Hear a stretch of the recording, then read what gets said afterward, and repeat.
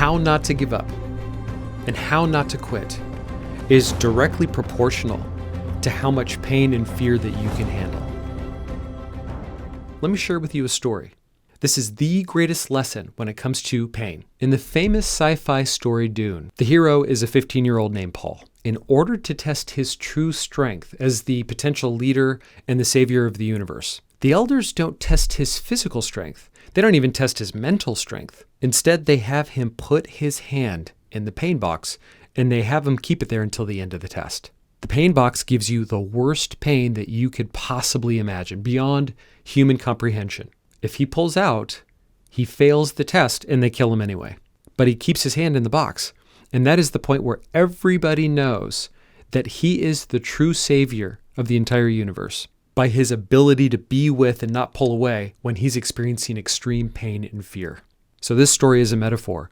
In order for you to live your greatest life, you have to be able to put your hand in the pain box and don't pull out. So if you want to get physically fit, you have to go through pain. You have to endure the pain of exercise, the pain of getting up early, the pain of dieting and possibly experiencing hunger. And if you pull out too soon, you won't have the body that you always wanted. If you want to start a business, you have to wake up every single day with the pain and fear of uncertainty. And if you pull out too soon, then you won't realize your dream. If you want to get out of a relationship that's not serving you or it's hurting you, you have to go through the pain of loneliness. You have to go through the pain of uncertainty about the future. And if you pull out too soon, you're going to be miserable. You're not going to be satisfied. The purpose of your life is to give birth to the very best that is within you, to activate your gifts and to share those gifts with the world. The beauty of life is that pain and fear is a part of the deal. Just remember, don't pull your hand out of the pain box. Pass the test. There's a book that I love, and it's called The Tools by Phil Stutz and Barry Michaels, and it's how to transform your life. And they're a psychotherapist and a psychiatrist, and they wrote this book based off of hundreds of one-on-one clients that they've had over the years, maybe even 1,000. And they learned a pattern of what it really truly means to be successful. And they've worked with some of the greatest Hollywood, executives and actors and famous entrepreneurs and business leaders. And what they discovered is really interesting. There is a rare group of people in this world who refuse to live small, limited lives. In short, instead of avoiding pain, they go straight at it. Temporary feelings of anxiety, temporary feelings of, putting yourself out there with your content, with your business, feeling like I'm not enough. The temporary pain of exercise, they feel those things, but they move through it. And because they avoid nothing, they get to experience everything. They get to fulfill their highest aspirations. They have a certain aliveness that nobody else has. When it comes to their pain, it's very intentional. The pain has special meaning for them. They've learned to relate it to a future that they want to create for themselves, a future vision of who they want to be. Whereas avoiders, on the other hand, which account for the vast majority of these people on earth, they are caught in the pleasure cycle. They're always seeking pleasure. They're always seeking instant gratification, like things need to happen right now. And because they avoid the pain that will actually make them better, they activate a different kind of pain. This is the slow pain. This is the silent pain. This is the pain that is just below the radar. This is the pain that we try to stuff with food, with alcohol, with social media, with Netflix. And this is the pain that's activated when you live anything less than your true capacity. Because let's face it, when you live at your capacity, it has a price tag. You got to get up early. You got to experience the pain of exercise. You have to experience the pain of life. If you're going on stage and speaking in front of a large group of people, that causes fear and discomfort. That's painful. But the bigger price tag occurs when you ignore the call that's on your life. And you have a call. You have so many calls. You have the call to adventure. You are the hero of your own story. Man, I want to really get fit. I have this vision of my body. But man, I'm not willing to go out there and be uncomfortable. Man, you have a call to create a business, to really put yourself out there, to really create success for you and your family. But man, there's that pain of putting myself out there. By avoiding that pain, you activate the other kind of pain. It's the worst pain. So how do you do it? How do you move towards that pain? It requires practice and a set of tools. So let me equip you with some of the best tools that I know. So the first tool is what I call the move into it tool. You got to move into it. If you have a fear, if you have a pain, you just move to it. And I experience this multiple times a day, sometimes even multiple times a week. Sometimes I feel depressed and sad. It just hits me like a wave. It's been happening since I was a little kid. And what I've learned is that the feelings that I have want to isolate me. They want to separate me. I don't want to talk. I want to just go home and watch TV. But that's not in alignment with who I really am. It's not in alignment with my vision board. It's not in alignment with who I want to be. And so what I do is I use this method called the 3-2-1 method. The 3-2-1 and then do it. Like let's just say this morning, I did not want to exercise. Today was my sprint day where I literally sprint up a hill with tiny, tiny breaks for 16 minutes. It's one of the toughest exercises that I do all week, and I really go through a lot of physical pain. But what I did is I went to the gym, and I was putting on my earbuds, and I just moved into it. I went to the door, and I said 3, 2, 1, and I took action. And I got this technique when I was bungee jumping. I actually went bungee jumping maybe 22, 23 times. And I noticed something. Every time I went on the bridge to overcome my massive fear of heights, I noticed that the jump masters did something really interesting. They would put people in these harnesses, and people were scared out of their mind. This is the highest bridge in North America. This is Washington, Battleground, Washington. And as they're turning and they're about looking down in this little ravine, and they're like, oh my God, am I really going to do this? The jump masters would always go 3, 2, 1, and then the person would jump. And I thought, well, dang, like I didn't even see one person hesitate. Like, what's going on? I went to the jump master. I was like, yeah, I noticed you guys do the 3-2-1. And he says the 3-2-1 technique is so incredibly powerful because it forces you not to think. It gives you something to focus on, and it's short. And so people jump. And I went, wow. I said, well, I'm going to use that like for my everyday life. So when I'm about to take a cold shower, I go 3, 2, 1, and I move into it. If I'm about to do a podcast, I'll go 3, 2, 1, I'll move into it. If I'm about to do an exercise that I don't want to do, it's the hardest thing, I do 3, 2, 1, I move into it. Whatever trick, whatever thing that you do, whatever that is for you, move into the pain. The pain is so normal. The fear is so normal. The feelings that you're experiencing are so legitimate. This is hard. Life is hard. You know what I mean? I'm going to just tell you that. Your life could be so hard sometimes, but that doesn't matter because you have a vision for your life. And if you have a vision for your life, you have to take actions that are in correlate to who you really are at your core, not your learned self, your comfortable self, the self that wants safety, the self that wants a warm bath, not a cold one, the self that wants to sleep in, not get up early, the self that wants money, not discomfort from starting a business or pursuing your passion. But your highest self is activated when you move into the pain. Don't be an avoider, be a mover. Tool number 2, control your focus. The dialogue that you say that's coming out of your mouth or even in your head dramatically changes the biochemistry in your body. And it will stop you if you're not careful. But it will give you all of the energy in the world if you use it strategically and tactically. Here's what I mean. There's a book called Words Can Change Your Brain by Dr. Andrew Newberg, and it's so incredibly powerful. Here's a quote from the book. A single word has the power to influence the expression of genes that regulate physical and emotional stress. A single flippin' word. Here's another quote. By holding a positive and optimistic word in your mind, you stimulate frontal lobe activity, responsible for moving you into action. Words are like Windex for your frickin' brain. It clears out all the cobwebs and it gives you this incredible power. And here's one of the greatest examples of that. Here's a story about a woman named Diane Nyad. Diane Nyad was a 64-year-old swimmer who swam from Cuba to Florida. She failed 4 times. She almost died by getting stung by poisonous box jellyfish. Even after that, she wanted to keep swimming. The swim took over 50 hours. She couldn't be supported by anybody. Nobody could touch her. They threw her food, and that's it.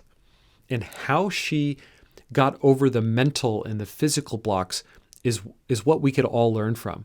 She had to swim in absolute deprivation of sensations. No sunlight, no sound. She had physical pain and lactic acid and all of these disorienting thoughts. She had physical pain that she had to overcome. And I'm thinking, like, how did she do that? She had this trick. She would sing songs hundreds and hundreds of times to focus her brain when she was experiencing all this physical pain. And she had this quote from her book. It's called Find a Way, and I love it. She says, "Inhale with one syllable, I exhale with the next, imbuing my brain with the mandates of this possibly impossible endeavor, this endeavor that drives my life force." And she would do it again and again and again. And it wasn't just with her. Like, if you really want to learn how to master the dialogue in your mind, go ahead and look at like ultra marathoners. These guys are running 50, 100 to 150 miles at a time. They're running nonstop for 36 hours in a row. Everything on their body is hurting. Their toenails are peeling off. They're peeing on themselves. Their joints are hurting, and they have to persevere through the toughest, most excruciating physical and mental pain. Scott Jurek, he's one of the most renowned ultramarathoners in the world. And he has these mantras that he says to himself when he's going through these situations. He says, "This is what I came here for," over and over. So he's like, "This is what I came here for. This is what I came here for."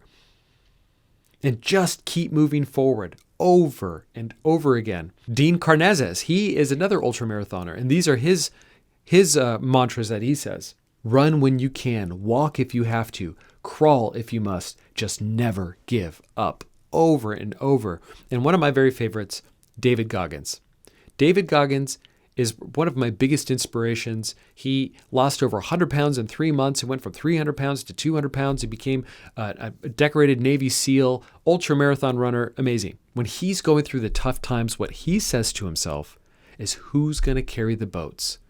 Because in his Hell Week in Navy SEAL training, they have this part of the week where they all have to carry these boats. They're exhausted. They're going through like freezing cold water in San Diego, in the San Diego bays, and they have to hold these boats up. And he would always say to himself in those situations, who's going to hold the boats? Who's going to hold the boats? What's actually happening in your brain when you're in these painful situations is really interesting. The prefrontal cortex in your brain is the reasoning part of your brain. And it's designed or created, evolved, whatever your belief system is, to organize and manage your focus, to manage and focus your attention. And so when you're getting into running mode, or if you're experiencing fear from doing something amazing, the prefrontal cortex is going to ultra focus on that pain, and it's going to try to minimize that pain. This is great if you're getting chased by a bear, okay? It's great if somebody holds a gun to your head and you need to find an escape route, okay? It's not cool when you're doing something that's going to make your life better, that's causing you pain, good pain. Good pain is defined as eustress. Eu meaning good, with a Greek origin of good, and stress. So it's eustress. So this is pain that's good. So when you say a mantra, when you say a word, a series of things that you say during exercise or when you're going through a tough time, you're giving your prefrontal cortex something to focus on. So when I'm running uphill, when I'm doing my massive sprints, I have one word that I focus on because I can't think of a whole string of words to say. And what I say is yes, yes, yes. And I'll also use the word ignite, ignite, ignite. So this morning when I was running, I was like, yes, yes, yes. By the way, I beat my time by a full flippin' minute because of these mantras. When I'm going on a long run, The one word mantras don't work for me. So what I'll do is I'll actually say full quotes. I'll memorize quotes. And like if I'm running for 1 to 2 hours, it gives me something to do. I'm focusing, I'm learning, I'm growing. So I'm fulfilling a lot of different needs at the same time. And by the end, I'm reciting this quote, I'm running, my body's aching, everything's hurting, but it allows me to become and focus on what I truly want to create. Now, I have trained almost 1,000 people one-on-one, okay? And when some people come and they'll start complaining. I'll even have people I've trained for many, many times, even like they're friends. But they'll say, man, I hate this exercise. I'm all, dude, do you realize what you're saying? You hate this exercise? You're magnifying your pain. And there's this really cool study that was created. It's a famous neuroscience experiment called Do Words Hurt? And this is basically what they found. Anything that you say out loud, any negative word that you say out loud, or any negative word that you think in your head, releases stress and anxiety producing hormones every single time you do it. So when you're running, or if you're experiencing pain or fear, if you're going through a hard time and you're like, man, this sucks. Oh, I hate this experience. You're literally releasing in your body a cascade of hormones that are going to produce anxiety and fear, more anxiety and fear. But if you start thinking positive words, positive thoughts, you start to experience a shift in your biochemistry just from the words, just from one word. Remember, keep your hand in the pain box and control the dialogue in your head. So you move into your pain, you're controlling the dialogue in your head, but now what do? In the beginning, you're not going to be very good at handling pain. You're not going to be good at it. If you learn how to juggle, you're not going to be good at juggling. You have to get practice with your pain. You have to get practice with being in situations that are uncomfortable. This is tool number 3. This is what I call stage time, or finding your edge. The first time I ever spoke in public, I had a panic attack. You see, I had social anxiety, I had regular anxiety, but man, I had this dream of speaking on stage and changing people's lives. But every time I did it, my fear response was so great that I couldn't talk. I would start shaking, and I was super, super embarrassed. But man, I had this dream of being a speaker. So I learned that I needed. So I had this epiphany that says, man, what if I learned how to handle this fear? What if I just became so comfortable feeling the fear that I could actually then get over this fear and start speaking powerfully? So what I discovered is that I needed stage time. I needed practice. So what I did is I signed up for 2 speaking groups. I was speaking to people on the streets. I was speaking to people in cafes. I even called retirement centers and I said, hey, do you mind if I speak in front of your retirees? I spoke in front of them. I was speaking all of the time. I was getting stage time. I was getting competency and understanding of the pain that I was experiencing during these situations. And then pretty soon my edge, my ability, my comfort zone started to expand over and over. Every single time I spoke, my confidence level increased. This is exactly what you can apply to anything in your life that is tough. If you feel fear or if you feel pain, you have to find your edge and then go past it, and then go past it again, and then go past it again. You get more stage time. You get more practice. You find your edge. You cross it. Again, if you're working out, if you're running, you can run a mile and then you stop because of the pain is so hard. Then the next time you run 1.5 miles or even a block more. Finding your edge, getting more practice. That's how you do it. If you can't go into ice baths, no problem. When I love ice baths, I could be there all day. But in the beginning, I couldn't even do it. And I was like one of those people who would be at a lake and everybody's enjoying it. The lake's cold. And like, come on, Peter. And I'm like, no. I couldn't get in there. It was just so cold. And so I just but now I could just jump in. And the reason is because I had practice. Every single time I went in there, I put it a little bit more, a little bit more, a little bit more. You don't have to feel bad not being able to handle pain of exercise and dieting. Just do a little bit more than you did last time. The fact they're even doing it is incredible. Listen, life is freaking hard. Your life is probably hard. You're probably going through something right now. Life is great, but man, it could be a struggle sometimes, right? Here's the thing. I don't want you to compare yourself to somebody else. Stop comparing yourself. If you're looking on social media, you're seeing somebody's like 30, they take 30 pictures, they pick one picture that looks good, and then they put a freaking filter on it. You're comparing yourself to somebody's imaginary life. The only person that you should compare yourself to is you. You're the only one who's had the same experiences, the same upbringing. You're the only one who's gone through the same stuff. You're the only one who's experiencing the same challenges. You can't compare yourself to somebody else who may have had way more advantages, better upbringing, more resources. Compete with yourself. Push yourself over the edge just a little bit every time. Every single time you do that, you grow more and more. Now, this next tool is incredibly important. As a matter of fact, it's one of the most important for you to do things that you don't want to do. So you might be like, all right, I'm going to do this thing. I'm going to go work out. I'm going to start this thing for my business. I'm going to post this online. I'm going to do this. You might have plans to do that, but then you may not follow through. And it's okay. Your mind is trying to avoid pain, but you need to move into it. And how you move into it is a really powerful tool that I call the buddy system. Accountability to another human being is the number one, according to the 4 Ds of execution, where they surveyed thousands of people and organizations across the U.S. Accountability is the number one thing that will get people to perform and execute on things they absolutely don't want to do. Number one by far. So when you want to do something, you call somebody up and say, hey, you know what? Tomorrow I'm actually going to get up early and go to the gym. Tomorrow I'm actually going to get up and I'm going to start working and writing on that book, okay? Because every single time you sit down, you want to write that book or whatever, you experience pain and you resist it. So when you tell somebody else about it, it puts a little force on you. It's kind of like a tabletop. So if you want to create an action, if you want to do an action that's related to a goal, it's like a tabletop. In order for that table to be stable, you need to put a leg under it. So you call somebody and you say, hey, I'm going to do that. You have a leg, but still that one leg for that tabletop, it's not very stable. So you call somebody else or text somebody else and say, hey, I'm going to do this thing Tuesday. All right. You put another leg under that table.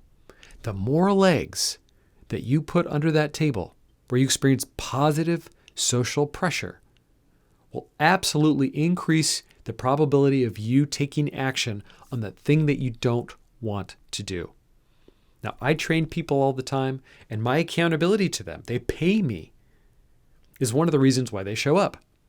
One of the reasons why they pay me to train them. Why people, come to me and they want to coach with me is because I hold them accountable.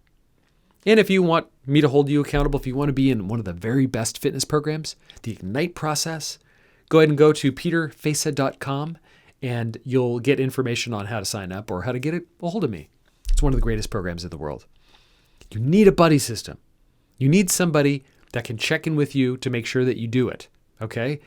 Because if you're like me, if you're like other people, you may find your way out of your commitment. Now there's many tools, but here is one of the most powerful tools. I love this tool because the moment that I say it, I reconnect with who I ultimately want to be. I reconnect to my highest self, and I remember the 2 greatest words are awaken and remember. Remember who you are and awaken to the possibility that is your life.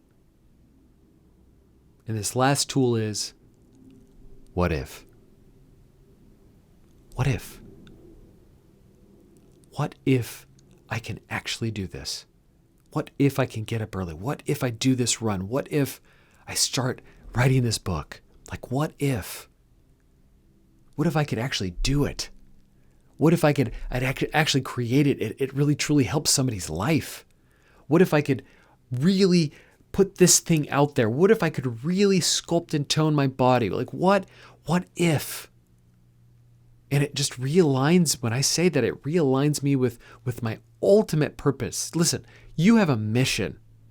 You're here to fulfill your mission.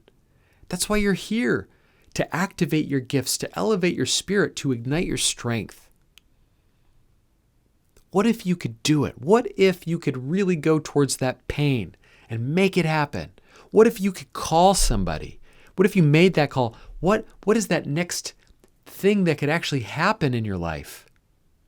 Wherever you are, whatever your goals are, whatever position you're at, just remember, don't compare yourself to anybody else. Move into your fears. Push that edge every single time. Just say 3, 2, 1, and then do it. Control the dialogue that's in your mind. What you say to yourself creates the world around you. And you gotta be accountable to somebody else. Without accountability, you are a lone wolf. All right? Create that connection and see what's possible. And at the end of the day, just keep reminding yourself, like, what if? Like, what if that's me? What if I could do that? What if I'm the one? Listen, my friend, maximize your fitness, activate your gifts, and shine your light to the world. This last week, I was on a run, 2-hour run, and I memorized this verse from the Bible. Let me just share it with you. I love it. You are the light of the world. A town built on a hill cannot be hidden. Neither do people light a lamp and put it under a bowl. Instead, they put it on its stand, and it gives light to everyone in the house. In the same way, let your light shine before others, that they may see your good deeds. You have light, and it is so crazy. The biggest paradox in the world is that in order to access your light, you have to go into the dark.